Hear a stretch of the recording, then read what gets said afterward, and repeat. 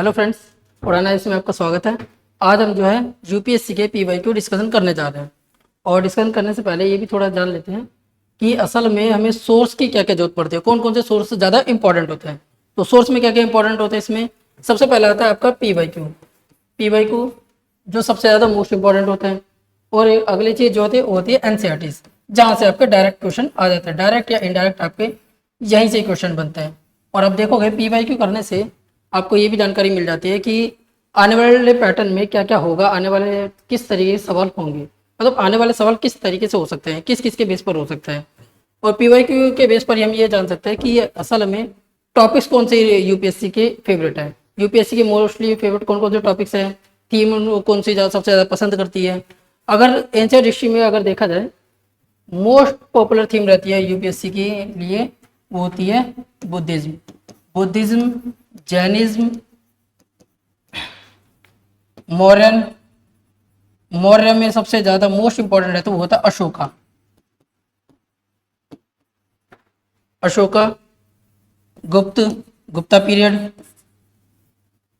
Harappa, Harappan period,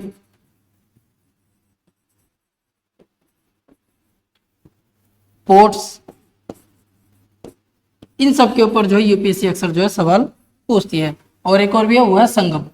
हम देखेंगे इनके बारे में, रीड आउट करेंगे और इसके बारे में थोड़ा सा डिस्कशन करेंगे। तो अभी हम सबसे पहले जो है 2024 के क्वेश्चन डिस्कशन करते हैं कि 2024 में कहाँ से क्वेश्चन पूछे गए। और मतलब मेन सोर्स जो रहेगा हमारा वो एनसीईआरटी से ही रहेगा। एनसीईआरटी से ही ज़्यादातर जो है क्वेश्चन इसके पूछे जाते हैं। तो सबसे पहला क्वेश्चन देख लेते हैं, वो देखते हैं संघभूति एन इंडियन बुद्धिस्ट मोंक। ये देखो बुद्धिज्म, तो पहला क्वेश्चन ही कहाँ से आ गया, बुद्धिज्म से आ गया। और बुद्धिज्म में भी कहाँ से, मोंक, बुद्धिस्ट मोंक। और क्या नाम है उनका, Sanghabhuti. Who travel to China at the end of the 4th century AD was the author of commentary on। तो कह रहे कि संघभूति, ठीक है, ये चाइना में ट्रेवल करके गए थे। और कौन थे ये, बुद्धिस्ट मोंक थे। बुद्धिस्ट मोंक चाइना में ट्रेवल किए और कौन से टाइम पीरियड में, 4th century AD के टाइम पीरियड में। और इन्होंने किसी एक किताब के ऊपर कमेंट्री की है, तो बताओ उस किताब का नाम क्या है। तो इसके बारे में हमें बताना है। तो सबसे पहले अगर हम देखते हैं प्रज्ञापारमिता सूत्र, तो ये जो है बुद्धिज्म के लिटरेचर से सवाल है। बुद्धिज्म के लिटरेचर, बुद्धिज्म लिटरेचर। देखो बुद्धिज्म के लिटरेचर से देखो सवाल तो आता ही है। तो पहला तो बुद्धिज्म है, तो बुद्धिज्म में पहला कौन सा है, ये है प्रज्ञापारमिता। तो हमें इतना तो पता ही, चारों के चारों जो है बुद्धिज्म से रिलेटेड है। प्रज्ञापारमिता सूत्र, इसको जो लिखा गया था, इसको लिखा था नागार्जुन ने, नागार्जुन, ठीक है। विशुद्धि मार्ग, विशुद्धि मार्ग से जुड़े वो है बुद्धघोष, बुद्धघोष। ललित विस्तार, अगर आप इसको देखो ललित विस्तार, इसको तो हमें पता ही है, इनके कोई भी राइटर अभी तक नहीं पता चला कि ललित विस्तार के राइटर असल में कौन है, इनके बारे में हमें पता ही नहीं है। तो नल एंड वॉइड, इनके बारे में कुछ पता ही नहीं है। लेकिन हाँ बस इतना पता है कि हाँ ये बुद्धिज्म से रिलेटेड है, बुद्धिज्म का लिटरेचर है। तो असल में आंसर कौन सा बचा हमारा, सर्वस्ती वार्धा विनय, यही हमारा आंसर बचा। और पहले भी प्रीवियस ईयर क्वेश्चन में विशुद्धि मार्ग के बारे में सवाल पूछा जा चुका है, नागार्जुन के बारे में सवाल पूछा जा चुका है। तो हम इन दोनों के बारे में अगर हमको पता होता है, इनके लिटरेचर के बारे में, इन्होंने कौन सी किताब लिखी है, तो हम इन दोनों को तो ऑलरेडी एलिमिनेट कर देते, इन दोनों को ऑलरेडी हम एलिमिनेट करते। फिर बचते दो बचते हैं। अगर बुद्धिज्म लिटरेचर के बारे में अगर थोड़ा बहुत अगर पढ़ा होता तो इतना पता रहता कि ललित विस्तार के कोई भी राइटर है ही नहीं। तो असल में बचा तो कौन सा ऑप्शन, ऑप्शन सी। और ये दोनों प्रीवियस ईयर क्वेश्चन से रिलेटेड है। प्रीवियस ईयर क्वेश्चन में नागार्जुन के बारे में पूछा गया था, बुद्धघोष के बारे में पूछा गया था। तो अगर इनके बारे में पता होता तो जाहिर सी बात है हम इन दोनों को ऑलरेडी एलिमिनेट कर देते। और अगली चीज ललित विस्तार के बारे में ये भी जान लेंगे। ये भी कैसे जानेंगे, जो बुद्धिज्म अगर लिटरेचर पढ़ेंगे तो बुद्धिज्म लिटरेचर काफी ज्यादा इंपॉर्टेंट है। तो वहीं से यहाँ पर बताया गया कि ललित विस्तार के कोई राइटर नहीं है, और जब इसके कोई राइटर नहीं है तो इसको भी एलिमिनेट कर दिया गया। अगला क्वेश्चन, चलो और भी थोड़ा बहुत जान लेते हैं संघभूति। तो अगले क्वेश्चन जानने से पहले संघभूति, संघभूति ये एक बुद्धिस्ट मोंक 4th century में चाइना में गए थे, 4th century में चाइना में गए थे। और इन्होंने सर्वस्तीवादा के ऊपर ही अपनी कमेंट्री की थी। तो ध्यान रख लेना ये काफी ज्यादा इंपॉर्टेंट डेट है, 4th century AD. 4th century AD से आने वाले टाइम में भी सवाल पूछे जा सकते हैं कि ये एक्चुअली संघभूति किन के कंटेम्प्रेरी थे या किन के टाइम पीरियड के आसपास में थे ये, तो इनसे सवाल बन सकता है। अब देखो बुद्धिज्म लिटरेचर के बारे में अगर देखा जाए तो दो टाइप के लिटरेचर हैं, एक होंगे कैनोनिकल लिटरेचर और दूसरा होगा नॉन कैनोनिकल लिटरेचर।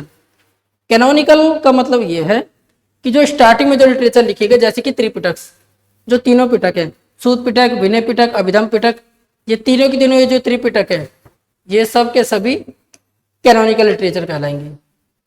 और ये सब के सभी कौन सी राइटिंग में? पाली, पाली। और इनके और भी कई सारे वर्जन हैं, जैसे कि चाइनीज में भी इनको लिखा गया, इनको तिब्बतन में भी लिखा गया, अलग अलग देशों में इनको अलग अलग तरीके से लिखा गया, जैसे कि चाइना में चाइनीज लैंग्वेज में, तिब्बत में तिब्बतन लैंग्वेज में। अगला है तो नॉन कैनोनिकल लिटरेचर। इन तीन पिटक के अलावा जो दूसरे जो लिटरेचर उनको कहेंगे नॉन कैनोनिकल लिटरेचर। ठीक है, तो असल में अगर हमने ये जो लिटरेचर जो हमने देखे, इनकी जो किताबें देखी, ये सारी क्या है? ये नॉन कैनोनिकल लिटरेचर है, ये नॉन कैनोनिकल लिटरेचर है। और कैनोनिकल लिटरेचर सूत पिटक, विनय पिटक, अभिधम पिटक, ये तीन लिटरेचर क्या है? Canonical literature. अगला देखो बुद्ध घोष, ये 5th सेंचुरी से। तो हम अगर इतना ही जान जाए कि बुद्ध घोष जो थे 5th सेंचुरी के थे और इनकी किताब जो थी वो थी विशुद्धि मार्ग। तो इससे तो हम ऑप्शन ऐसे एलिमिनेट कर देंगे, ये वाला कौन? ये बी ऑप्शन एलिमिनेट हो सकता है, बी ऑप्शन। अगली चीज, अगले आते हैं नागार्जुन, नागा अर्जुन, ये 2nd century, 2nd and 3rd century के थे, 2nd एंड 3rd सेंचुरी के आसपास के थे ये नागार्जुन। इनकी जो लिटरेचर है, इनकी जो किताब, इनका जो टेक्स्ट है, एक का नाम था माध्यमिका करिका, दूसरा था प्रजना परमिता करिका। माध्यमिका करिका और प्रजना परमिता करिका, ये दो इनके लिटरेचर है। इन दोनों के ऊपर ये दोनों इन्होंने किताबें लिखी, किन्होंने? नागार्जुन ने। और इनका टाइम पीरियड क्या था? 2nd से 3rd सेंचुरी के। ठीक है, 2nd से 3rd सेंचुरी के आसपास के थे। बस इतना बस आपको ध्यान रखना, 2nd 3rd सेंचुरी। और ये संघभूति, संघभूति मोंग कब के थे? 4th century. तो ध्यान रखना, 3rd century Nagarjuna, 4th century संघभूति, फिर उसके बाद कौन आता है? बुद्ध घोष, जो 5th सेंचुरी के, 5th सेंचुरी से थे। अगली बुक कौन सी थी? ललित विस्तार सूत्र। इनके बारे में ज्यादा कुछ नहीं पता क्या ललित विस्तार सूत्र के बारे में? बस ये पता कि इनके राइटर तो देखो नहीं पता कि कौन है, बस इतना पता है कि ये कौन है? बुद्धिस्ट लिटरेचर है। क्या है? Buddhist literature. इसके अंदर गौतम बुद्ध की स्टोरी बताई गई है, गौतम बुद्ध की स्टोरी। अगला है जिसका नाम है महायान समग्रह। महायान समग्रह ये भी कौन सी? बुद्धिस्ट लिटरेचर है। अभिधर्म समुच्चय, अभिधर्म समुच्चय ये भी क्या? Buddhist literature. तीनों के तीनों ही बुद्धिस्ट लिटरेचर है और इन तीनों के राइटर के बारे में नहीं पता अभी कुछ, अभी तक इन तीनों में से किसी के भी राइटर के बारे में कुछ नहीं पता है। तो अगर इनसे रिलेटेड अगर अगली बार कोई भी अगर क्वेश्चन आ जाता है, जैसे कि ललित विस्तार सूत्र, ललित विस्तार सूत्र के बारे में चलो कुछ भी लिख दिया और कहा कि इनके राइटर का नाम यह, किस कुछ भी लिख दिया, XYZ कोई भी नाम लिख दे, तो ऑब्वियसली गलत होगा। ये मत सोच लेना कि यार हमने तो ऐसा पढ़ा नहीं, क्या पता इसका यही राइटर हो, क्या हो या ना हो। आप बस अपने बेसिक नॉलेज पर बस एकदम टिके रहना और सीधे कह देना कि भाई ये गलत है, इसको हम मानेंगे नहीं। ये ऑप्शन एकदम ही गलत है कि हमने तो ये पढ़ा भाई ललित विस्तार सूत्र का कोई राइटर नहीं है, नहीं है तो भाई नहीं है, उसको काट देना, साफ बात, इसको काट ही देना। लड़ने मत लग जाना एग्जाम में बैठ करके कि नहीं यार मैंने नहीं पढ़ा तो मतलब होगा ही नहीं, ऐसा हो जाएगा वैसा हो जाएगा, नहीं, बस काट देना, आगे बढ़ना। ज्यादा अगर अपनी बेसिक नॉलेज पर अगर आप ज्यादा जोर दोगे कि नहीं यार मैंने क्या पता गलत पढ़ लिया हो, तो ऐसा नहीं होगा, बिल्कुल नहीं। ध्यान रखना जो भी आपकी बेसिक नॉलेज है वही आपको आगे बढ़ाएगी। चलो अब दूसरे क्वेश्चन पर आते हैं। दूसरे क्वेश्चन में देखो फिर से वही, अब देखो 2024 में ही एक क्वेश्चन देखो ये रहा, बुद्धिज्म से एक क्वेश्चन पूछा, बुद्धिस्ट मॉन्क, बुद्धिस्ट लिटरेचर, और दूसरा भी वही बुद्ध और जैन से देखो सवाल पूछ लिया। तो ये है ना कि यूपीएससी की फेवरेट थीम है, बुद्धिज्म और जैनिज्म दोनों की दोनों यूपीएससी की बहुत ज्यादा फेवरेट थीम है। अब देखो इसमें पूछा गया कि गौतम बुद्ध को किन नाम से बुलाया जाता था, किस तरीके, सॉरी, तो देखो गौतम बुद्ध इनको क्या क्या, सॉरी, क्या क्या कह करके बुलाया जाता था, किन नाम से? एक है न्यायपुत्र, एक है शाक्यमुनि, एक है तथागत। अगर आप एनसीईआरटी पढ़ोगे तो एनसीईआरटी में ये दोनों नाम है, गौतम बुद्ध के। देखो पहला देखो तथागत, तथागत नाम किनका नाम है? गौतम बुद्ध का तथागत नाम है। ये एनसीईआरटी की बुक है, एनसीईआरटी में दिया हुआ है। एनसीईआरटी की जो पार्ट 1 जो बुक है उसके 4 चैप्टर में 96 पेज नंबर है, उसी पर ही दिया गया तथागत। तथागत को देखो, Tathagata another name for the Buddha दिया गया, एनसीईआरटी में साफ साफ दिया गया है कि तथागत गौतम बुद्ध का दूसरा नाम तथागत। और अगले जो लास्ट में जो पेजेस होता है उस पर दिया गया, ये देखो शाक्य मुनि। शाक्य मुनि किनको बोला गया? गौतम बुद्ध को। असल में जो सांची में जो खुदाई उदाई हुई थी तो वहां पर एक कलश मिला, कलश मिला, तो उस पर लिखा गया था शाक्य मुनि सुकेतनी। तो पता चला शाक्य मुनि सुकेतनी किसको बोला गया? तो शाक्य मुनि सुकेतनी गौतम बुद्ध को बोला गया, और यहाँ पर इनका छोटा नाम बोल दिया शाक्य मुनि। और किन्होंने इनको डिनोट दिया, डिनोट के नाम से? इनका नाम था राजेंद्र लाल मित्र। राजेंद्र लाल मित्र ने एक किताब पब्लिश की जिसका नाम था बुद्ध गया द हेरिटेज ऑफ शाक्य मुनि। तो बुद्ध गया को हेरिटेज ऑफ शाक्य मुनि बोला गया, और शाक्य मुनि किनका नाम था? गौतम बुद्ध का। और भी इसी वाले पेज से अगर आप और भी कुछ चीज जानना चाहो तो और भी चीज देख सकते हो।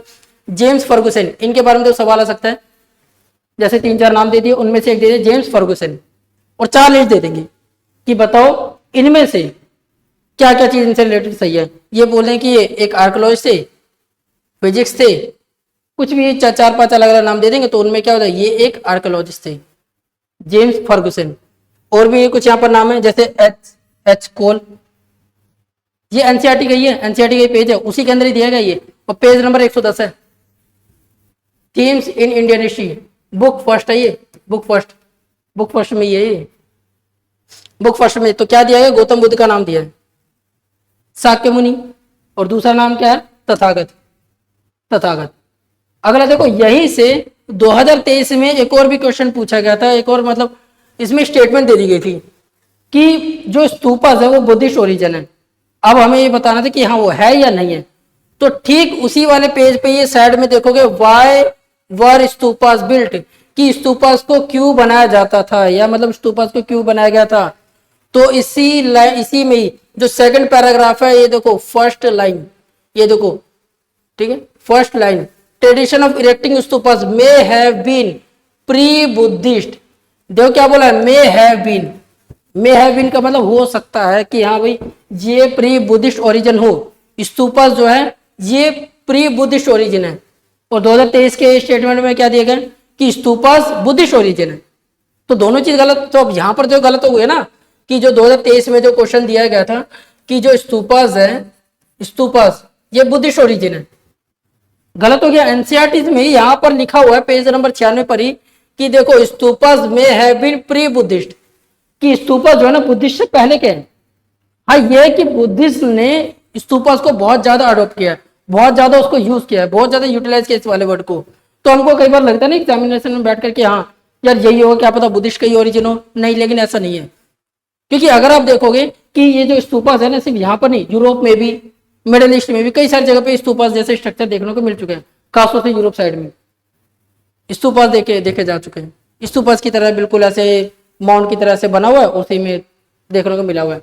और स्तूपास क्यों बनाए जाते थे कि उसके अंदर कोई कब्र जैसे किसी को दफनाना हो, जला करके दफनाना हो, उन सब चीजों के लिए बनाया गया था स्तूपास को। तो यहाँ पर दिया गया stupas may have been pre Buddhist origin, 2023 में पूछा गया था ये। तो एनसीईआरटी इसीलिए इतनी ज्यादा इंपॉर्टेंट है। तो यहां से एक चीज और देख लेते, अशोक वादना। इसमें किसके बारे में मेंशन है? अशोक के बारे में मेंशन है। ये बताया कि अशोक ने गौतम बुद्ध की जो रेलिक्स थे उन सबको अलग अलग भाग में बांटा और फिर उसके ऊपर स्तूप बना दिया। कहते कि कई हजारों उसने स्तूप बना दिए अशोक ने। और ऐसा किसमें लिखा है? अशोक वादना में लिखा हुआ है। अशोक वादना कौन सी टेक्स्ट है? बुद्धिस्ट है। तो ध्यान रख लेना, ये भी एक क्वेश्चन हो सकता है कि अशोक वादना कौन सा टेक्स्ट है, ये बुद्धिस्ट है, जैनिज्म है, कुछ भी मतलब स्टेटमेंट में दे सकते हैं, कुछ भी दे सकते हैं कि अशोक वादना एक, और सामने देते हैं कि Jainism text, Jain text, Hinduism text, Buddhism, कुछ भी एक स्टेटमेंट दे सकते हैं। तो उसी के अकॉर्डिंग आप जो है स्टेटमेंट को बता सकते हो कि ये सही है या गलत है। वो किसके बेस पे देखोगे? एनसीईआरटी में आपने जो पढ़ा है, जो कुछ जाना है, वही एकदम ही सही मान के चलोगे बस। बाकी जो किसी दूसरी किताब में कुछ भी लिखा हो वो सब छोड़ दो।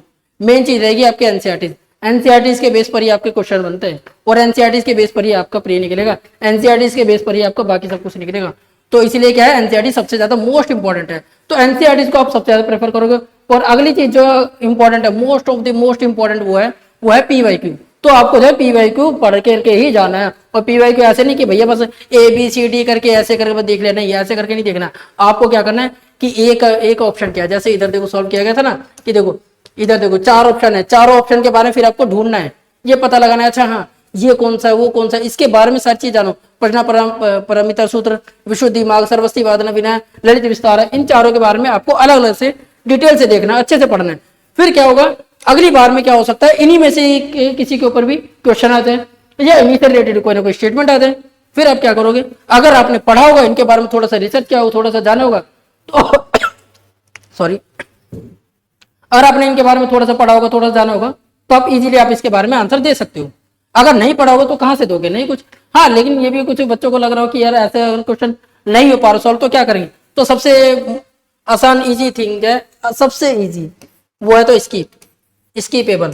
तो आउट ऑफ स्कीप भी आपको जानना पड़ेगा कि अगर जिस क्वेश्चन के बारे में आपने नहीं याद हो, नहीं पता हो, तो उसको छोड़ दो। सिंगल लाइन वाले जो स्टेटमेंट हो गए, सिंगल वर्ड वाले स्टेटमेंट, जिसके सिंगल वर्ड हो वो वाले छोड़ देना, जिसके बारे में कुछ नहीं जानते हो। फालतू में वहां दिमाग लगाकर मतलब अक्कड़ पकड़ बम्बे वो मत खेलने लग जाना, छोड़ देना, बेस्ट ये रहेगा। क्योंकि इसके में और ज्यादा कुछ दिमाग नहीं लग सकता है। अगर पढ़ा है तो ही दिमाग लगाना, अगर नहीं पढ़ा तो इसको छोड़ देना, ठीक है। और पढ़ना है तो इसी तरीके से पढ़ लेना कि प्रश्न परमित्र सूत्र, इसके बारे में आपको रीड करना है। फिर विशुद्धि में कौन रिलेटेड है, इसके राइटर कौन है, उसके बारे में देखना। कम से कम एटलीस्ट आपको राइटर के बारे में इनके पता होनी चाहिए कि किसका राइटर है, किसका राइटर नहीं है। बुद्धिज्म में, जैनिज्म में ये बस बात है, आपको बस पता होनी चाहिए। इसके अलावा और ज्यादा कुछ इंपॉर्टेंट नहीं है, मेन चीज ये। अच्छा, तो देखो साक्य मुनि और तथागत दोनों किसके नाम है, ये गौतम बुद्ध के ही नाम है। अब न्यायपुत्र किनको बोला जाता था, वो थे महावीर जैन। महावीर जैन के देखो अलग अलग नाम थे उनके, एक तो था न्यायपुत्र, वीरा, महावीरा, आरात। अच्छा, आपको एक चीज और बता दूं, कभी भी अगर यूपीएससी अगर 3 स्टेटमेंट देती है तो 3 में से देखो मोस्टली क्या होता है, जनरली ये होगा कि नन ऑफ दी अबव, तो कभी होता ही नहीं है इसका आंसर।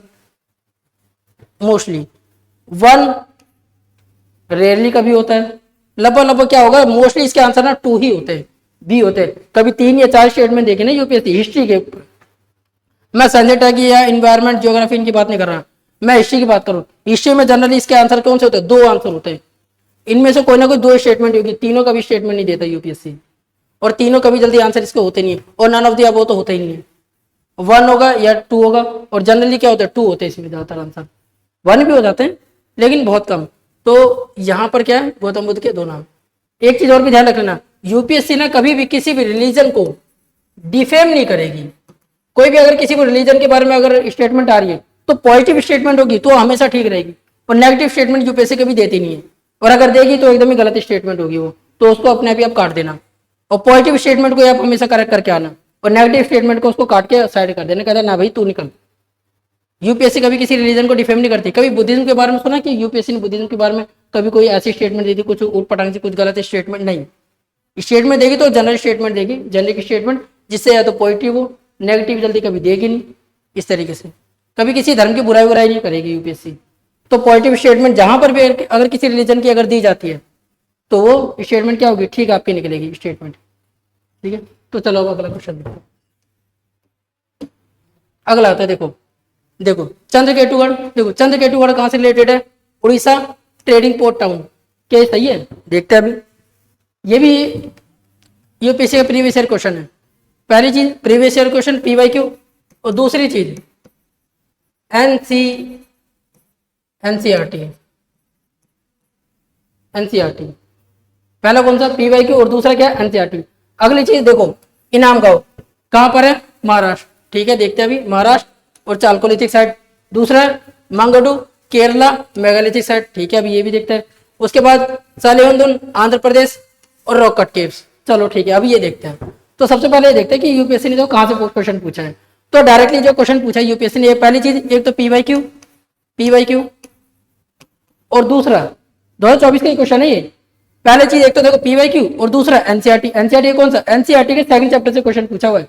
एनसीईआरटी के सेकंड चैप्टर का एक मैप है, दिखाता हूं। देखो एनसीईआरटी का ये देखो, पहला ये देखो सेकंड चैप्टर है, सेकंड चैप्टर में देखो मैप है, ये येलो कलर का मैप है, और यहाँ पर देखो चंद्रकेतुगढ़ देखो दिया गया है, ठीक है, चंद्रकेतुगढ़, और यहाँ पर देखो चंद्रकेतुगढ़,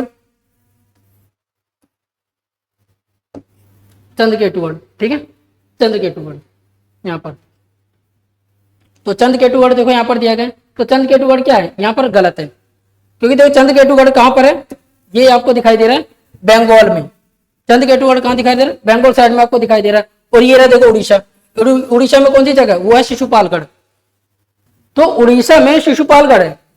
कहां से देखो क्वेश्चन आया, डायरेक्ट देखो कहां से क्वेश्चन आएगा, एनसीईआरटी में से आ गया, डायरेक्ट एनसीईआरटी में से, एनसीईआरटी का क्वेश्चन है डायरेक्ट, वहीं से देखो स्टेटमेंट दे दी उठा करके। तो चंद्रकेतुगढ़, तो ये वाला पहला ऑप्शन तो देखो आपका गलत हो गया। एक और चीज बताना चाहूंगा, विदिशा, इसी से देखो कई बार देखो क्वेश्चन आ चुका है, विदिशा, विदिशा का देखो दूसरा नाम भी बेसनगर, बेसनगर, इसी से ही। धन्य कटका, यहां से भी सवाल आ चुका है। पैथान, यहां से भी सवाल आ चुका है, यहां से कई सारे सवाल आ चुके हैं यूपीएससी के। पुहर पूछा था ना, पुंपुहर, पुहर या पुंपुहर,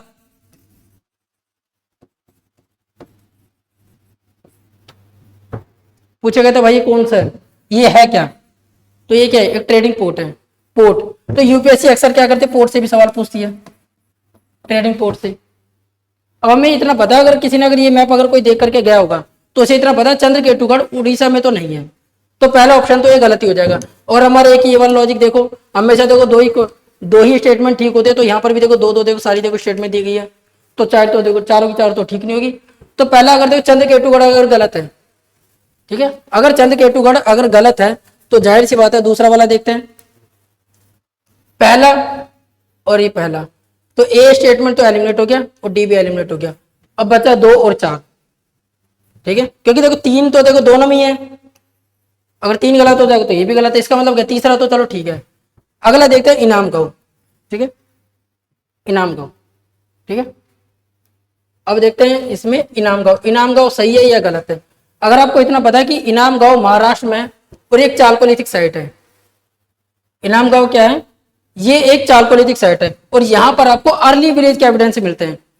ये भी देखो आपको कहां से दिया गया क्वेश्चन, ये आ गया आपके छठी क्लास के एनसीईआरटी, छठी क्लास के एनसीईआरटी में ये रहा देखो इनाम गांव, ये रहा कहां पर, ये महाराष्ट्र के अंदर, महाराष्ट्र में देखो इनाम गांव के बारे में दिया गया, इनाम गांव। और ये क्या थी, एक अर्ली विलेज थे, अर्ली विलेज, अर्ली विलेज, जो विलेज की जो बनना जो स्टार्टिंग होती है, कहां से मिल रहा है, इनाम गांव। तो आपका अपने आप ही देखो ऑप्शन क्या हो गया, ये ऑप्शन बी, आपका ऑप्शन कौन सा हो गया, ऑप्शन बी आपका सही हो गया। और ऑप्शन 4 क्या हो गया, आपका कट गया।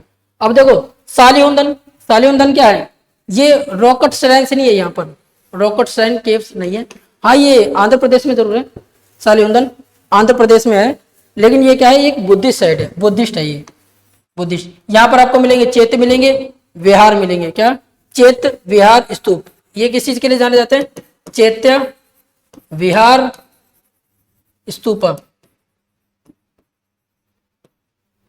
इन चीजों के लिए जाना जा रहा है ये चैत्य विहार स्तूपा। अगली बार देखो स्टेटमेंट आ सकती है कि हाँ ये सालिहुंदन किस चीज से रिलेटेड है, तो ये बुद्धिस्ट साइड है, कौन सी, बुद्धिस्ट। तो ध्यान रख लो ये क्या है, एक टाइप की बुद्धिस्ट साइड है। इनाम गांव ये तो पता ही चल गया, सॉरी इनाम गांव में ये चालकोलिथिक साइट है। एक और चीज जो साउथ इंडिया में कई सारी जो साइट्स मिली है, ज्यादातर जो जगह वहां पर कई सारी साइट जो है मेगालिथिक साइट्स मिली है। मेगालिथिक साइट्स का मतलब जिस जहां पर मतलब स्टोन के बड़े बड़े स्ट्रक्चर मिले हो, जो प्री हिस्टोरिक जो स्टोन्स हो उसके जो स्ट्रक्चर मिले, तो वो मेगालिथिक साइट्स। तो मंगाडू, मंगाडू कहां पर है, केरला, ठीक है। तो इस हिसाब से हम अगर अपना आंसर देखें तो आंसर क्या हो जाएगा, आंसर बी हो जाएगा, इनाम गांव। बस यहाँ पर ये इसको देखना था कि आपको ये चंद्रकेतुगढ़ पता है या नहीं पता है, क्योंकि ऑलरेडी यूपीएससी ने चंद्रकेतुगढ़ के ऊपर सवाल ऑलरेडी पूछ चुकी है एक बार, और इनाम गांव के ऊपर भी पूछ चुकी है। अब आपको उससे ये लेने देने कि हाँ आपको ये पता है नहीं पता है। ये देखो मंगाडू, सालिहुंदन, ये शायद आपने कभी सुना भी नहीं होगा, अचानक से देख लिया, ये कहाँ से पूछ लिया। लेकिन ये दोनों तो प्रीवियस ईयर क्वेश्चन से पूछे हैं। अगर ये दोनों अगर आपको पता है तो आप अपने आप ही देखो आंसर दे दोगे। चंद्रकेतुगढ़ ठीक है भाई ये गलत है, तो दोनों ए और डी दोनों के दोनों कट गए, दोनों के दोनों कट गए। अब बचे बी और सी। और अब आपको पता है इनाम गांव महाराष्ट्र चालकोलिथिक साइट, ये ठीक है, तो फिर आंसर आ जाएगा आपका बी। चौथे की तरफ देखना ही नहीं है, छोड़ो, क्योंकि वैसे नहीं पता आपको तो इसको देख के क्या फायदा।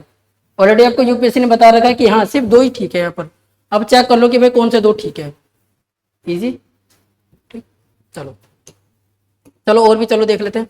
देखो चंद्रकेतुगढ़ ये एक अर्बन सेंटर है, urban centre of the ancient state of गंगारी दही।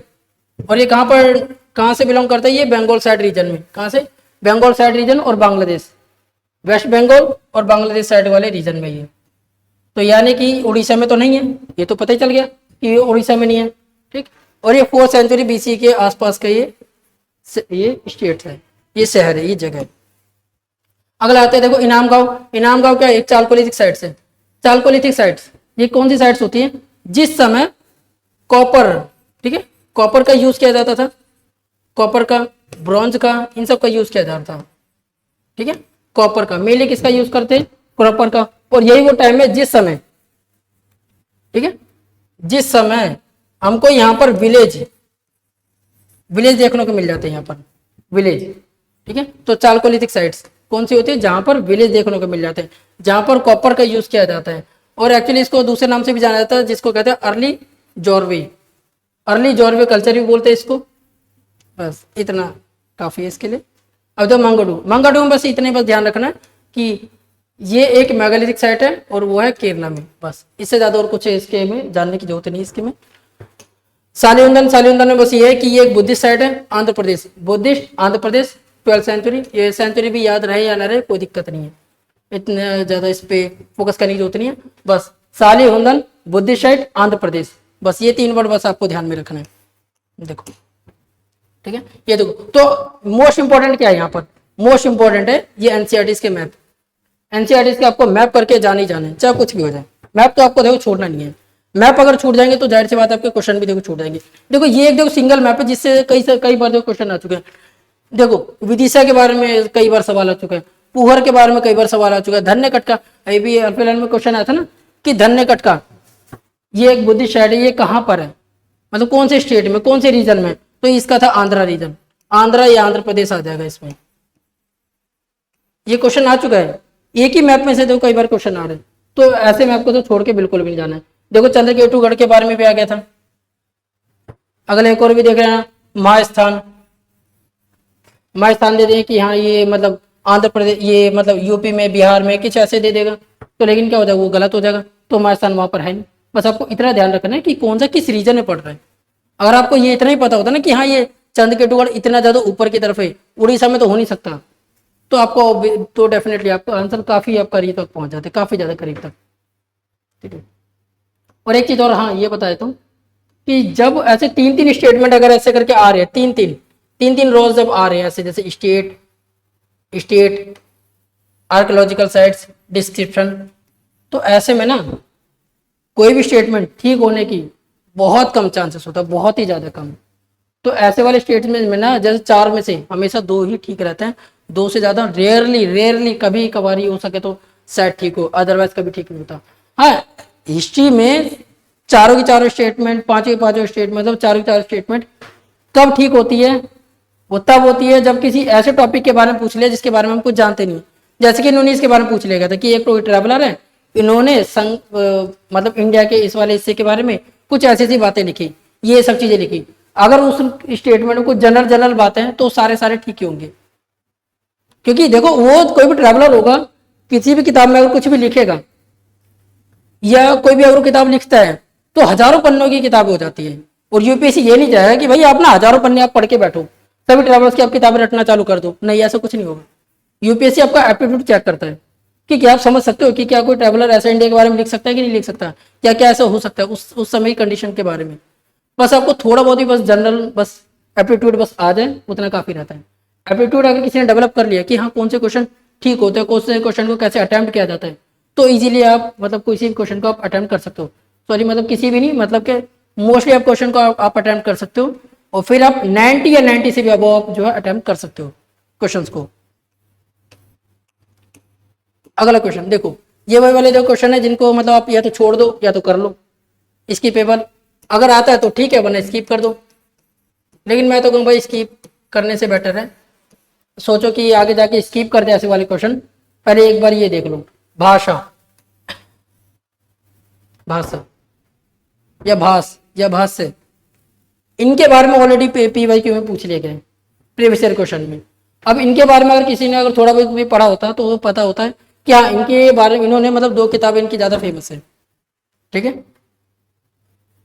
ठीक है। काव्यालंकार, ठीक नहीं, तो इनके देखो नाट्य शास्त्र तो ये तो सभी को पता होगा, भारत मुनि। ठीक है, आर्ट एंड कल्चर में पढ़ा होगा भारत मुनि, भरत मुनि या भारत, भरत नाम से इनका नाम होगा, एक ब्राह्मण थे जो नाट्य शास्त्र लिखा, इसको 5th वेद भी बोलते हैं नाट्य शास्त्र को। महाभाष्य किसने लिखी थी? पतंजलि। ठीक है, पतंजलि ने लिखी थी महाभाष्य। और महाभाष्य असल में है क्या? ये एक्चुअली पाणिनि ने किताब लिखी थी, पाणिनि ने बुक लिखी जिसका नाम था अष्टाध्यायी। अष्टाध्यायी,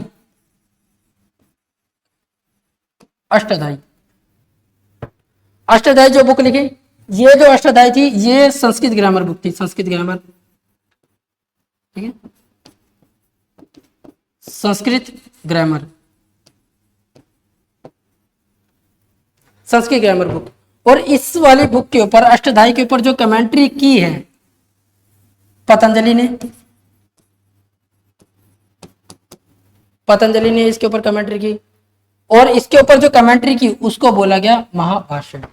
तो ध्यान रखो, पाणिनि ने एक किताब लिखी जिसका नाम था अष्टाध्यायी, और आगे चल करके पतंजलि है, पतंजलि ने उसके ऊपर कमेंट्री की, उस वाली कमेंट्री को बोल दिया गया महाभाष्य।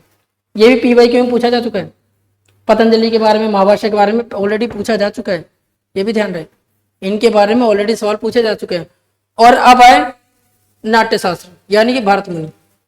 भारत मुनि ने किताब लिखी जिसका नाम था नाट्यशास्त्र, इसको 5th वेद भी बोला जाता है, 5वां वेद भी बोला जाता है। तो ध्यान रखो कि भाषा की ये दोनों किताब तो नहीं हो सकती, तो B और D तो कट जाएगा। अब बचेगा दूसरा, इसका नाम है, एक है काव्यालंकार और एक है मध्यम वियोगा।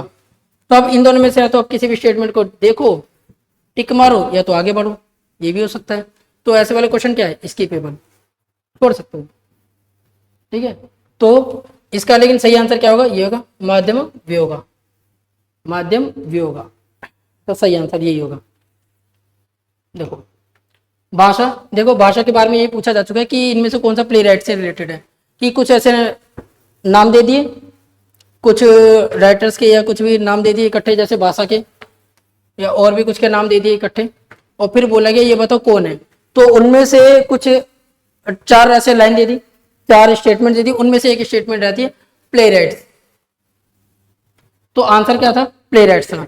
ऑलरेडी इसके ऊपर मतलब सवाल पूछे जा चुके हैं, इनको भाषा को एक मतलब ऊपर से जो जनरल जो स्टेटमेंट होते हैं उसके अंदर दिया गया था। तो ये कि अगर कभी भी आप PYQ सॉल्व कर रहे हो तो इनके बारे में सही तरीके से आपको डिटेल में जानना चाहिए। जैसे भाषा के बारे में ऑलरेडी देखो स्टेटमेंट भी दिया गया था, 2016 में देखो क्वेश्चन आया था, भाषा नाम नहीं दिया गया, इनकी किताब का नाम दिया था। किताब का नाम क्या था? स्वप्न वसाव दत्ता। ठीक है, स्वप्न वसाव दत्ता। और दूसरी कौन सी है? माध्यम योगा, माध्यम वियोगा, माध्यम वियोगा, और ये स्वप्न वसाव दत्ता। तो ये 2 किताबें हैं। तो एक के बारे में तो ऑलरेडी पूछ चुके हैं, दूसरे वाले के बारे में इस बार पूछ लिया गया। तो इसका मतलब ये कि हाँ भाई इसको दोबारा से भाई पढ़ना चाहिए हमें, इस साल नहीं तो अगली साल, अगली साल नहीं तो उसके अगले साल, मतलब रिपीट तो होगा। इतना है कि हाँ भाई रिपीट होने के चांसेस है इसके दोबारा से। कुछ भी ये बोल सकते हैं कि अब वो सपना वसाव दत्ता देते और सामने दे दे भाषा या किसी दूसरे राइटर का नाम लिख दे, तो हो सकता है कि हाँ ऐसा UPSC करती है अक्सर।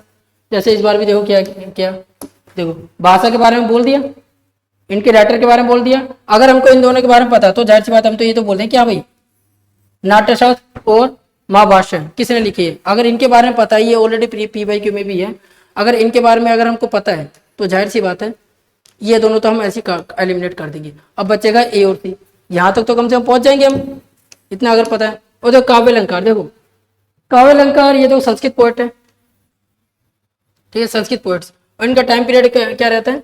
ठीक है 7th सेंचुरी, ठीक है 7th सेंचुरी के आसपास। ठीक है, रुद्रता इन्होंने लिखा था। तो अब आपको एक और भी इंपॉर्टेंट है, रुद्रता के बारे में आपको देखना, रुद्रता के बारे में, ठीक है रुद्रता के बारे में आपको देखना है। ठीक है, रुद्रता और भामाहा, इन दोनों के बारे में आपको देखना है। भामाहा, रुद्रता और भामाहा, इन दोनों के बारे में आपको जो है थोड़ा सा रिसर्च करनी है, थोड़ा सा पढ़ना है कि किससे रिलेटेड है, काव्य अलंकार से रिलेटेड है, और इन दोनों के बारे में थोड़ा पढ़ना है। एक तो इनका टाइम पीरियड आपको याद रखना है कि 7वीं सेंचुरी के आसपास, बस इतना, 7वीं सेंचुरी के आसपास काव्य अलंकार, रुद्रता, भामा, और अगर इनके कुछ और भी अगर पोएट से कुछ इनकी किताबें हैं उसके बारे में बस थोड़ा सा बस एक बार देख लेना, ठीक है। बस इतना इतना इसके बारे में काफी है। अगले देखो पतंजलि, देखो पतंजलि, देख एक चीज और, अगर कभी भी हिस्ट्री में अगर ये देख रहे कि इसके कंटेम्परेरी है,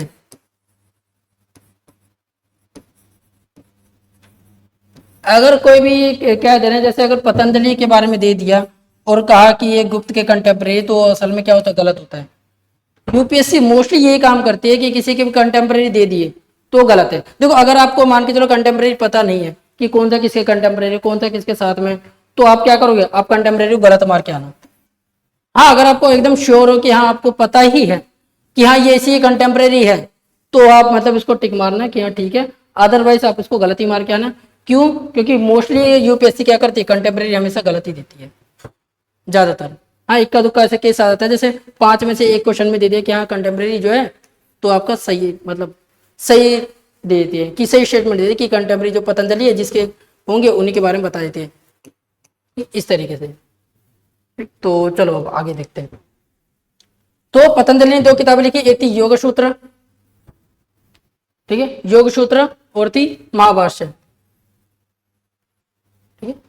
तो पतंजलि के बारे में अगर देखना तो ये सुंग डायनेस्टी के बारे में एक बार पढ़ लेना, सुंग डायनेस्टी, सुंग डायनेस्टी। अब एक और भी चीज, अब ये बोल सकते हैं कि महाभाष्य के बारे में पूछ लेंगे कि महाभाष्य दे दिया और सामने स्टेटमेंट दे देंगे इनके, मतलब जैसे 2 स्टेटमेंट होगी, जैसे एक इस तरफ और एक इस तरफ, कि इधर बुक्स दे देंगे, इधर इनके बारे में डिस्क्रिप्शन या डिटेल दे देंगे। तो ये लिख देंगे कि महाभाष्य और सामने लिख देंगे संस्कृत ग्रामर बुक, हाँ तो ठीक है, मतलब कमेंट्री ऑन अष्टाध्यायी, हाँ ठीक है। या कुछ और ही अगर दे दिया महाभाष्य कमेंट्री ऑन अकबर, तो एकदम ही गलत हो जाएगा।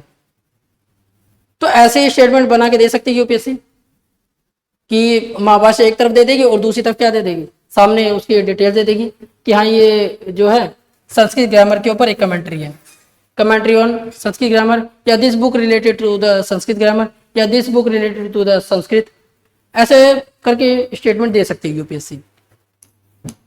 नाट्यशास्त्र, ये किसने लिखे, भरत ने, भरत ने, ठीक है, भरत ने। कहते हैं कि ये एक ब्राह्मण पृष्ठ थे जिन्होंने इसको लिखा, और इसको 5th वेद भी बोला जाता है नाट्यशास्त्र को।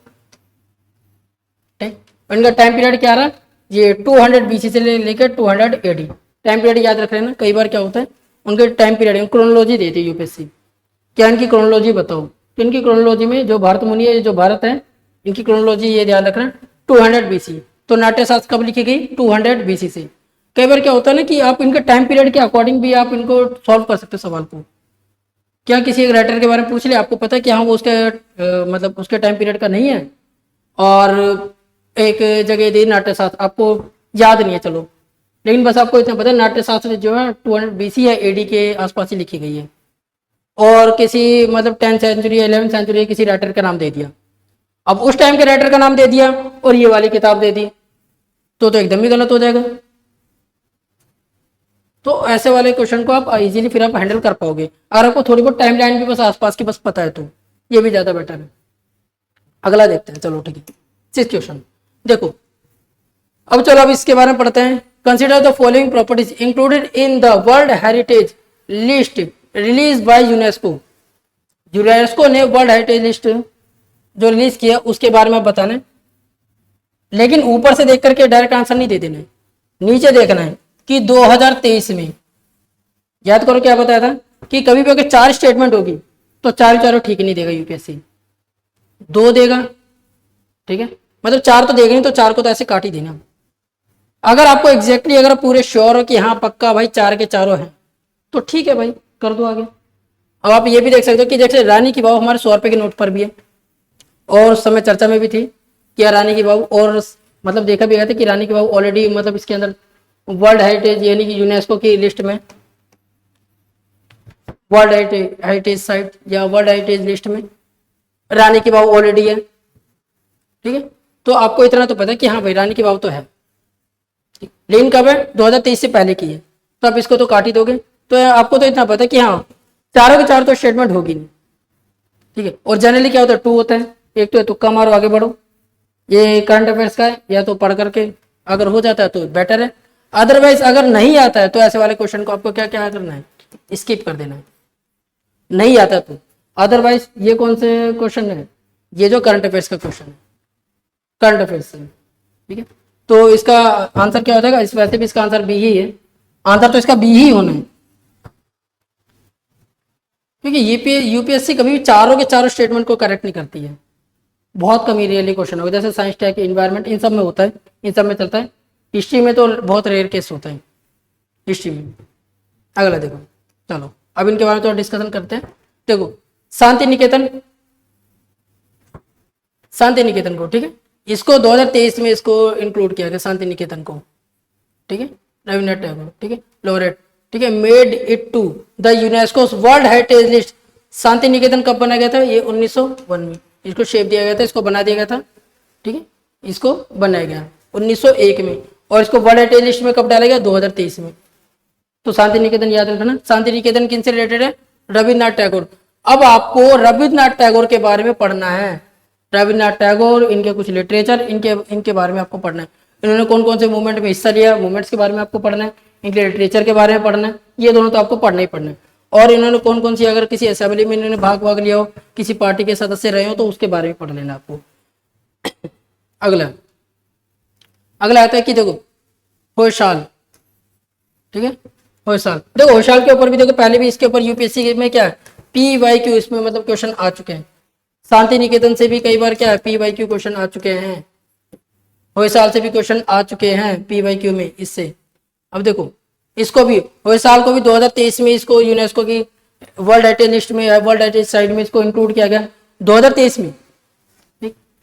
अगला कौन सा है, जैसे रानी की वाव, रानी की वाव को 2014 में इंक्लूड किया गया था, रानी की वाव को 2014 में। तो रानी की वाव ये ध्यान रखना कि ये किससे रिलेटेड है, रानी की वाव, रानी की वाव इसकी डायनेस्टी, एक तो आपको ये पढ़ना है डायनेस्टी, डायनेस्टी रानी की वाव किससे, कौन सी डायनेस्टी से रिलेटेड है, ठीक। अगला होता है महाबोधि टेम्पल, महाबोधि टेम्पल, देखो महाबोधि टेम्पल ये कब यूनेस्को में 2002 में, बस आपको इतना पता है कि हाँ ये 2002 में, और रानी की वाव को 2014 में, बस आपको इतना ये चीज ध्यान में रखनी। और अगर महाबोधि टेम्पल अगर आप देख सकते हो ये किस टाइप का देखो आर्किटेक्चर है, इसके आर्किटेक्चर के बारे में आपको देखना है, ठीक है। अब देखो ये चीजें, महाबोधि कहां पर सिचुएटेड है, बोध गया, ठीक है, बोध गया में सिचुएटेड है, ठीक है। और एक्चुअली देखो जो the first temple was built by emperor Ashoka 3rd century BC, इसके बारे में, ठीक है। तो महाबोधि टेम्पल। अगला चलो ठीक है। अब देखो उपनिषद से देखो सवाल है, वेद से देखो, वेद से भी सवाल आता है, वेदास।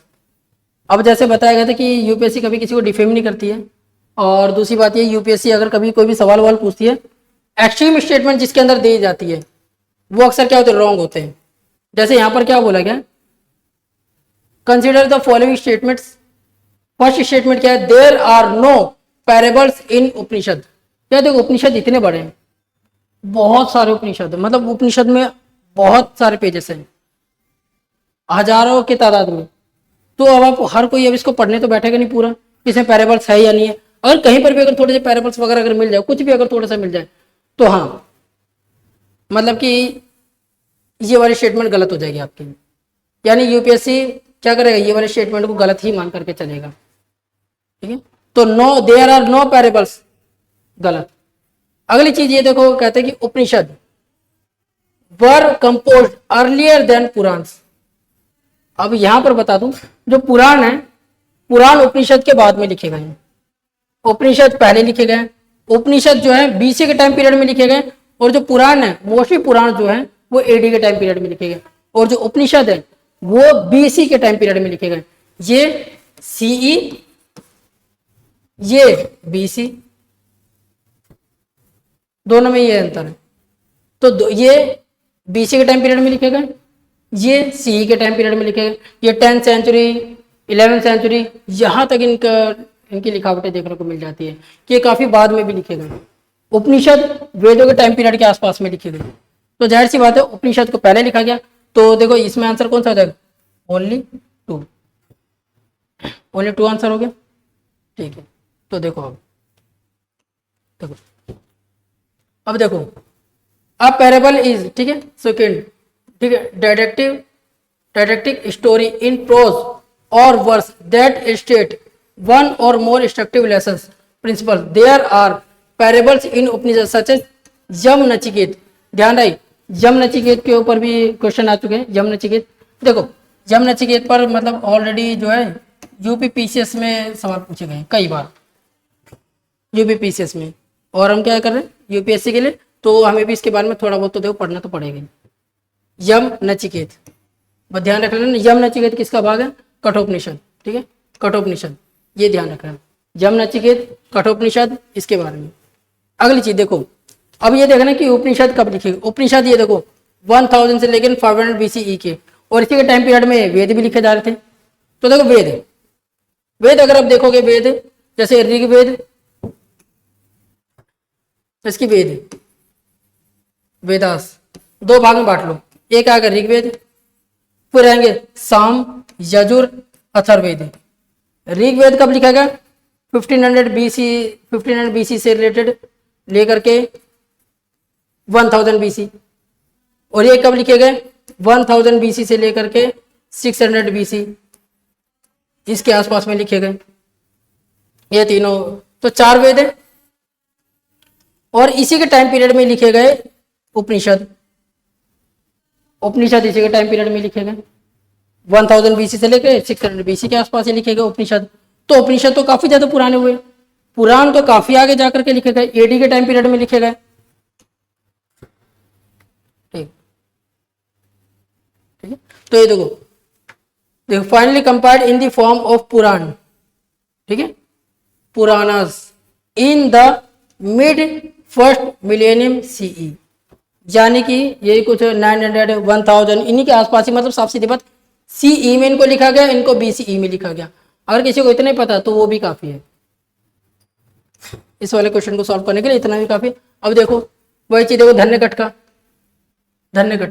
ये देखो सेम वही वाला मैप जो इधर जो मैप हुआ था, मैप ये देखो, मैप देखो धन्य कटका, इसी वाले मैप से 24 में भी क्वेश्चन है, ठीक है, ये देखो 24 में क्वेश्चन है। और अब देखो 2023 का, 2023 में भी उसी वाले मैप से ही, NCERT के मैप से ही देखो कौन सा क्वेश्चन आ रहा है कि देखो धन्य कटका, वही से ही। धन्य कटका कौन सी साइट है, ये बुद्धिस्ट सेंटर है। कौन सा सेंटर है, बुद्धिस्ट सेंटर है, और ये महासंघिकास, ठीक है, महासंघिका किससे रिलेटेड है, महायान बुद्धिज्म। महासंघिकास किससे रिलेटेड है, महायान बुद्धिज्म,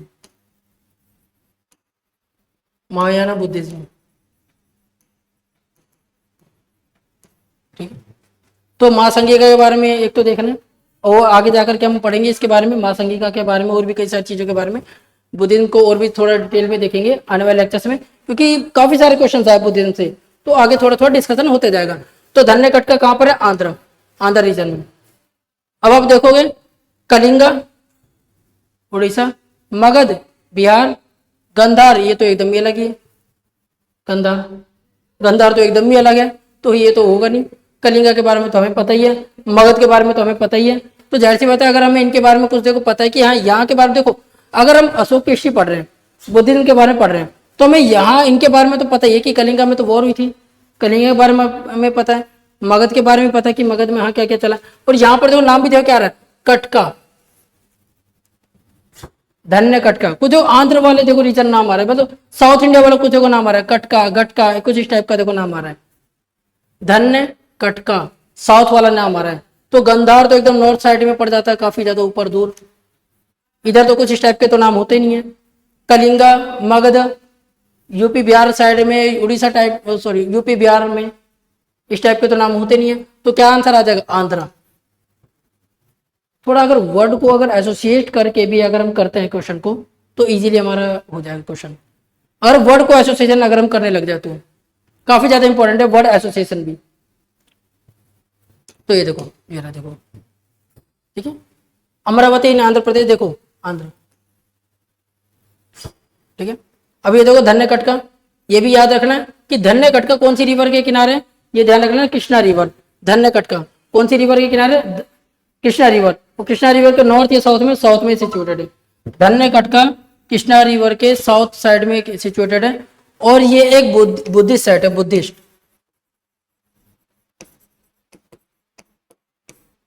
ठीक है, बुद्धिस्ट साइट है, ठीक है।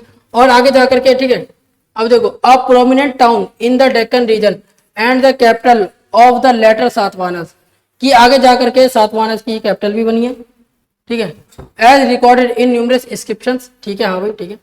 अगर ये बता दे कि कहीं पर कि धन्यकट का कई सारे इंस्क्रिप्शन में जो है सातवाहनस की कैपिटल बनी है या कोई इंपॉर्टेंट सिटी रही है, तो हाँ ठीक है, हो सकता है, ठीक है, कि अलग अलग इंस्क्रिप्शन में कुछ बताया हुआ है, हाँ तो ठीक है। अब देखो, this area also housed a significant Buddhist settlement according to scriptures. Dhanyakataka is the place where Buddha first रिफील द काल चक्र। अब ये इंपॉर्टेंट चीज आ गई, काल चक्र। तो काल चक्र के बारे में गौतम बुद्ध, तो ध्यान रखना, धन्यकटका, काल चक्र, काल चक्र, धन्यकटका, काल चक्र, बुद्धिज्म, महासंघिका, ये 4-5 वर्ड है, आपको ध्यान में रखना है कि धन्यकटका कहां पर है, आंध्र प्रदेश में, कृष्णा रिवर के बैंक पर है। अगली चीज, कृष्णा रिवर के बैंक पर है, बुद्धिस्ट साइट है, और बुद्धिस्ट में भी क्या चीज, गौतम बुद्ध ने यहां पर अपने सबसे पहले रिवील किया था काल चक्र, काल चक्र, ठीक, चलो अगला वही चीज देखो, वही चीज देखो, फिर दोबारा देखो, इसी में आपसे देखो कुछ सवाल है, देखो इधर पुहर और इधर पुम पुहर, ये वाला नाम देखो, पुम पुहर, ठीक है। और अगर ये भी, अगर मतलब देखो नाम काफी सारे हैं, मैप भी काफी है, काफी सारे मैप्स है, उसमें काफी सारे नाम है, नहीं ध्यान हो रहा, फिर भी इतना बच्चों को ध्यान रखो कि यूपीएससी क्या करती है, अक्सर पोर्ट्स जो इकोनॉमी के ऊपर ज्यादा फोकस करती है, इकोनॉमी, फिर उसके बाद आएगा कल्चर। तो अगर हम देखो centre of iron and steel making, नहीं, यूपीएससी का आजकल का जो ट्रेंड है ना, वो इस टाइप से देखो सवाल तो नहीं पूछ रही, आयरन स्टील मेकिंग नहीं। अगर कहीं पर देखो, अगर पोर्ट से नहीं होता, कुछ और अगर हम पकड़े स्टेटमेंट होती, तो आप यहाँ पर लगा भी देते, लेकिन नहीं, आजकल का जो यूपीएससी का ट्रेंड है, ना तो कैपिटल सिटीज पूछती है, तो पूछती, ठीक है, नहीं तो कैपिटल सिटीज पूछती है, पूछती क्या, पोर्ट्स। लगातार कई बार यूपीएससी जो है पोर्ट्स के बारे में पूछी है, जैसे कुछ टाइम पहले ही उसके बारे में पूछा था, गुप्ता साइट्स के बारे में, गुप्ता के कुछ शहर दे दिए, तो पूछे कि ये किससे रिलेटेड है, तो आंसर था उसमें पोर्ट्स। और 3 और भी अलग अलग स्टेटमेंट दी गई थी कि इसके बारे में, उसके बारे में, इधर उधर की स्टेटमेंट दे दी, नहीं। तो यूपीएससी ज्यादा किसके ऊपर फोकस करे आजकल, पोर्ट्स। और किसी को अगर इतना पता हो, अगर तुक्का ही मारना है, तो ऐसे में अगर कहीं पोर्ट्स से नजर आए तो पोर्ट्स के ऊपर आपको मारना है तुक्का, अगर तुक्का भी लगाना तो पोर्ट्स पर। और पहले अगर मैं फर्स्ट ऑफ ऑल चीज अगर मैं बोलूं, तो इसके ऊपर आपको ध्यान देना है, मैप के ऊपर, मैप देख करके चलना है। और एनसीईआरटी में देखो, खुद भी देखो दिया हुआ एनसीईआरटी, ये देखो एनसीईआरटी का पेज नंबर 42, पेज नंबर 42 में देखो बताया हुआ है, देखो देखो, other such as Ujjayini were along land routes and yet, देखो लैंड रूट्स, ठीक है, land routes and yet other such as Puhar were near the coast from where sea routes begin, देखो सी रूट्स की देखो बात कर रहे हैं। और देखो अगली चीज, centres of commercial, cultural and political activity, ठीक है, मथुरा के बारे में बताया गया। तो ये चीज बताया गया, देखो new cities, towns and trade, तो टाउन्स एंड ट्रेड कहां से होता है, पोर्ट से। तो ध्यान रखो, ये भी क्या है, पोर्ट वाला रीजन है। कौन सा रीजन है, पोर्ट वाला रीजन, देखो पुहर, पोर्ट्स है, पोर्ट। तो यूपीएससी आजकल तो पोर्ट्स के बारे में ज्यादा सवाल पूछ रही है। तो अगर आपको ना पता हो, तो आपको मोस्टली किसके ऊपर टिक करना है, तो होंगे पोर्ट्स के ऊपर। आपको कैपिटल्स के बारे में जल्दी सवाल नहीं पूछती है। अभी देखो श्राइन्स ऑफ, ठीक है, जैन तीर्थंकर्स, ठीक है, ये देखो नाम भी देखो क्या दे रहे, देखो कोरकई, पुमपुहर, मुचीरी, ये सारे सारे क्या है, ये पोर्ट्स है। अगर थोड़ा सा भी अगर किसी ने एनसीईआरटी को अगर थोड़ा सा फोकस किया गया हो, तो इतना आपको पता चल जाए कि हाँ ये कौन से साइड से, ये सारे सारे पोर्ट्स हैं। पुअर, पोर्ट, देखो ये रहे, देखो पुअर, एनसीईआरटी के पेज पर ही, पेज नंबर 42। तो यही कहूंगा बार बार कि जो एनसीईआरटी से मोस्ट इंपॉर्टेंट है, एनसीईआरटी के ऊपर आपको एकदम अच्छे से फोकस करना ही करना है। एनसीईआरटी के बाद ही आपको किसी और चीज पर जाना है, वो है पीवाईक्यू। एक तरफ पीवाईक्यू ले लो, एक तरफ एनसीईआरटी से ले लो। देखो बार बार कि यहाँ पीवाईक्यू से एनसीईआरटी में क्या क्या पूछा गया, मतलब एनसीईआरटी से क्या क्या पूछा गया है, पीवाईक्यू से क्या क्या पूछा गया है, दोबारा क्वेश्चन कौन कौन से रिपीट हो रहे हैं, कैसे कैसे रिपीट हो रहे हैं। जो नहीं भी रिपीट हो रहे फिर भी एक आध दो बार उसको पढ़ ही लो, एक बार कम से कम उसको पढ़नी जरूरी। और जो बार बार रिपीट हो रहे हैं तो उनका देखो उनकी थीम क्या है। एटलीस्ट आपको सबकी सभी आपको थीम को तो आपको याद करके ही जाना है। विदाउट थीम याद करें अगर आप जा रहे हो तो एग्जाम में काफी ज्यादा डिफिकल्टी होगी। आप उसके लिए 50, 60 या 70 आप अटेम्प्ट कर पाओगे। अगर आपको मैक्सिमम अटेम्प्ट करना है तो आपको पीवाईक्यू अच्छे से तो आपको करके जानी पड़ेगा। बिना पीवाईक्यू के आप नहीं कर पाओगे। ठीक, चलो अब आगे देखते हैं। चलो इसमें भी देख लेते हैं। देखो पाटलिपुत्र, देखो हिस्ट्री ऑफ पाटलिपुत्र, ठीक है, इसी वाले पेज पर ही। एक तो पाटलिपुत्र के बारे में देखना, ठीक है। अब इसके बारे में देखो एक नाम दिया हुआ है ज़्वानज़ांग। ये कब आया था? 7th सेंचुरी में आया था ये इंडिया, ठीक है, 7th सेंचुरी में, ठीक है। तो ये कहाँ पर विजिट किया था? ये पाटलिपुत्र, पाटलिपुत्र में विजिट किया गया था। और भी देखो कुछ जगह यहाँ पर, जैसे urban population, elites and craft person. तो यहाँ पर देखो कुछ जैसे साइट्स है, आप यहाँ पर देख सकते हो।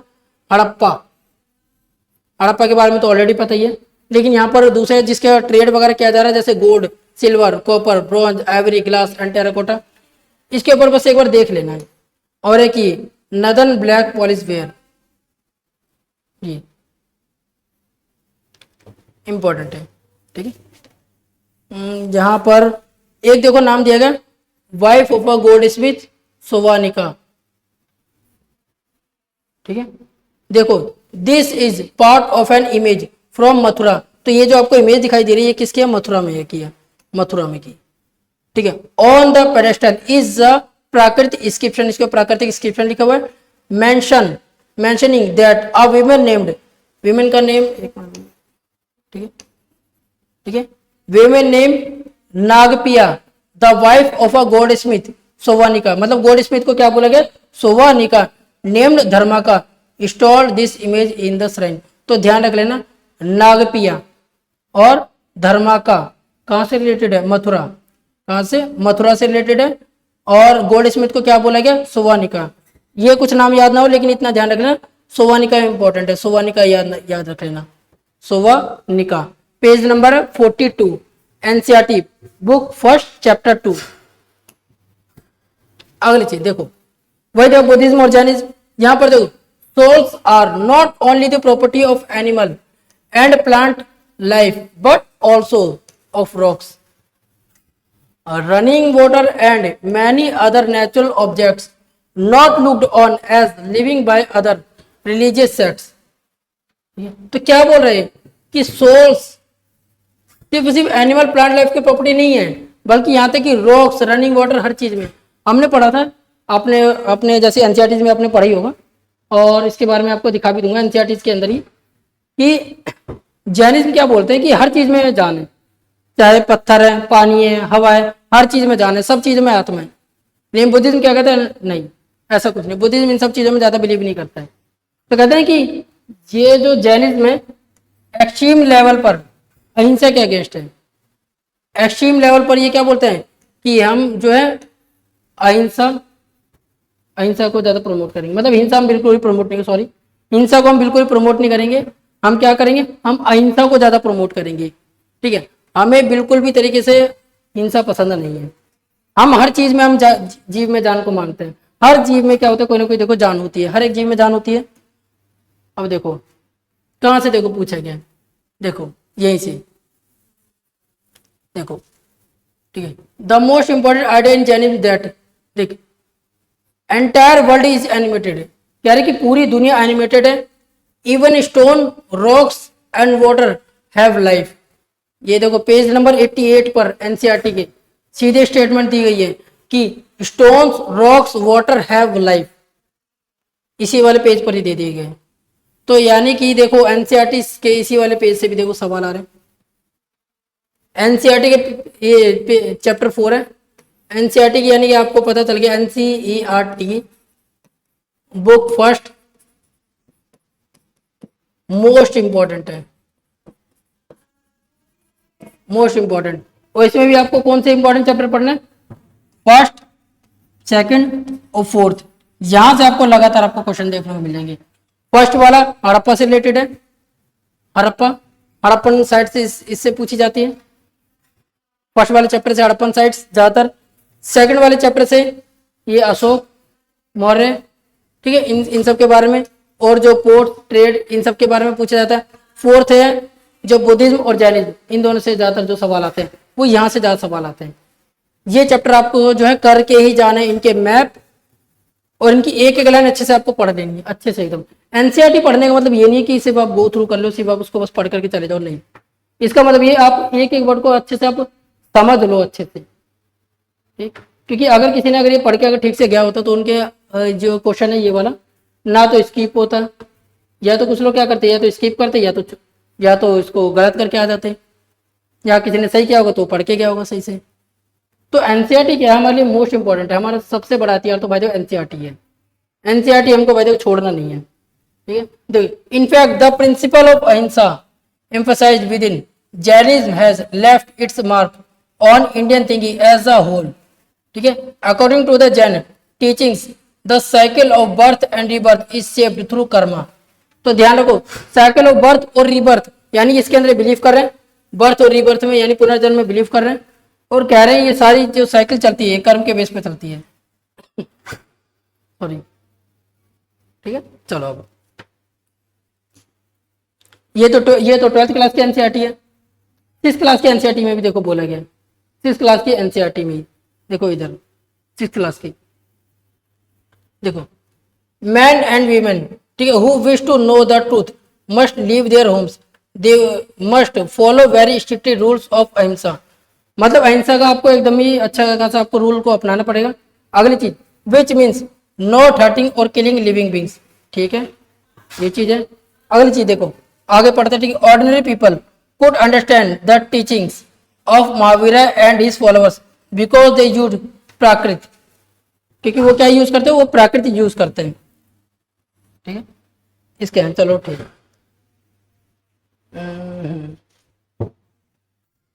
चलो ठीक है, इसमें इतना काफी है, ठीक ठीक। चलो आगे देखो, इनकी कुछ साइट्स भी देखो आपको जान के चलनी है। ये देखो पुअर साइट्स भी इसके अंदर देखो दी गई है, मदुरई, ठीक है, कांचीपुरम, महाबलीपुरम, अरिकामेदु। इस बार एक बार एक काम करो, ये अरिकामेदु को पढ़ करके जाओ, अरिकामेदु, महाबलीपुरम, ये ऐहोल, ये कौन सी रिवर के किनारे, ये भी अमरावती कौन सी रिवर के किनारे है, कृष्णा रिवर, इसके बारे में पढ़ना। ऐहोल कौन सी रिवर के किनारे, कृष्णा और तुंगभद्रा रिवर के बीच में और कृष्णा रिवर के ज्यादा पास में है ऐहोल, ठीक है, चालुक्य से रिलेटेड है। तो इतना ये वाली चीज आपको साइट्स आपको जान करके जाना है। अगला चलो ठीक है, with reference to ancient India consider the following statements. Concept of stupa is Buddhist origin, ये हम देख चुके हैं एनसीईआरटी में, ये वाला ऑप्शन गलत है। एनसीईआरटी में दिया गया कि ये जो कंसेप्ट ऑफ स्तूपा है ये बुद्धिस्ट ओरिजिन नहीं है, बुद्धिस्ट से पहले का है, ये बुद्धिस्ट ओरिजिन है ही नहीं। तो ध्यान रखो, वही वाले हमारी थॉट थिंकिंग प्रोसेस याद करो कि यूपीएससी कभी भी क्या है, तीनों ऑप्शन तो सही देगा नहीं, पहली चीज तो 3 तो ये कट गया, और नन तो जल्दी देता ही नहीं है तो उसको भी हट गया। अब बचे 2, ए और बी। अब ए और बी में से बताओ किसको लगाना है। अब देखो, जो जनरल स्टेटमेंट्स होती है यूपीएससी अक्सर उसी को ठीक मानता है, और असल में वही ठीक होती भी है। एक्सट्रीम वाली जल्दी कभी ठीक नहीं होती, एक्सेप्ट पॉलिटी में आ जाता है, जैसे ओनली, ऑल, ये सब उसमें चल जाता है, लेकिन हिस्ट्री में नहीं। Sorry, stupa was generally a repository of relics, ठीक है भाई, वह चीज स्तूपा के अंदर क्या रखते हैं, रेलिक्स रखे जाते थे। अशोक वादना में बताया ना, अशोक वादना, अशोक के ऊपर जो किताब है अशोक के बारे में मेंशन है, अशोक वादना एक बुद्धिस्ट टेक्स्ट है, उसके अंदर क्या बताया गया है कि अशोक ने रेलिक्स को अलग अलग भाग में बांट दिया था। किसके रेलिक को, गौतम बुद्ध की। तो ये ठीक हो गया, वहीं से हमने पढ़ा, वहीं से जाना, ठीक है। ये कहाँ गया स्टेटमेंट, एनसीईआरटी में ये रहा, देखो अशोक वादना।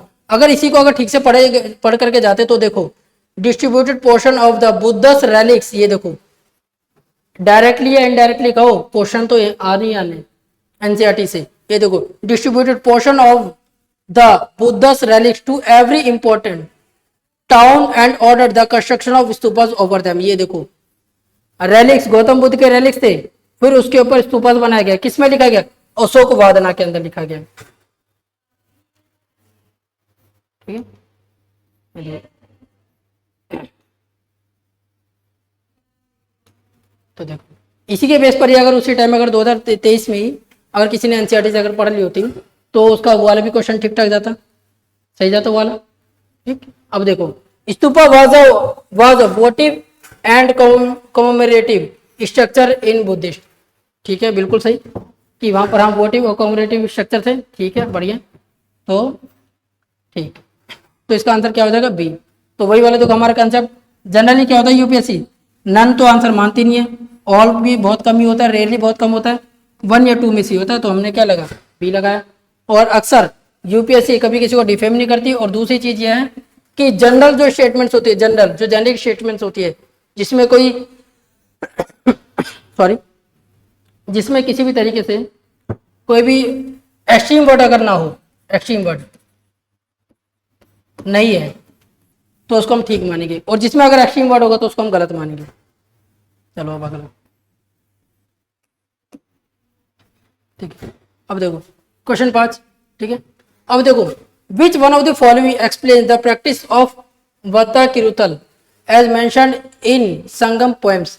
क्या करना है एग्जाम के अंदर, जब आप प्री जवाब दे रहे हो, उसमें पेन से ना निशान लगाते जाना, लाइन लगा लेना वर्ड्स के ऊपर, कि अगर आप देखो एक्सप्लेन द प्रैक्टिस, जहां वर्ड के ऊपर फोकस करो, प्रैक्टिस यानी किसी रिचुअल्स, किसी ट्रेडिशन के बारे में पूछ रहे हैं, किसी न किसी ट्रेडिशन के बारे में पूछ रहे हैं कि कोई रिचुअल या कोई ट्रेडिशन है।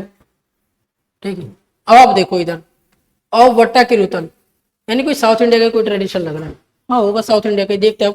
अब यहाँ पर नाम भी आ गया, संगम पोएम। ठीक है, देखते हैं अब। एम्प्लॉयज मतलब किंग्स एम्प्लॉइंग वीमेन बॉडीगार्ड्स। क्या ये हो सकता है कि वीमेन बॉडीगार्ड को एम्प्लॉय कर रहे हैं? कोई रिचुअल लग रहा है? नहीं, कोई रिचुअल तो है ही नहीं है, कोई रिचुअल तो है नहीं है। लर्न पर्सन्स असेंबलिंग इन रॉयल कोर्ट्स। देखो ये तो असेंबली होती थी ना भाई, ये तो उसी को तो बोला गया, उसको तो संगम बोला गया था, उसको तो संगम बोला गया। तो वट्टा किरुतल किसको बोला गया? वट्टा किरुतल तो कुछ और ही निकलेगा, क्योंकि ये तो एक असेंबली है। ये तो पोएट, देखो लर्न पर्सन कौन होते थे? एक टाइप के पोएट्स होते थे, वो सब, उन सब की असेंबली होती थी, उसको तो संगम कहते थे।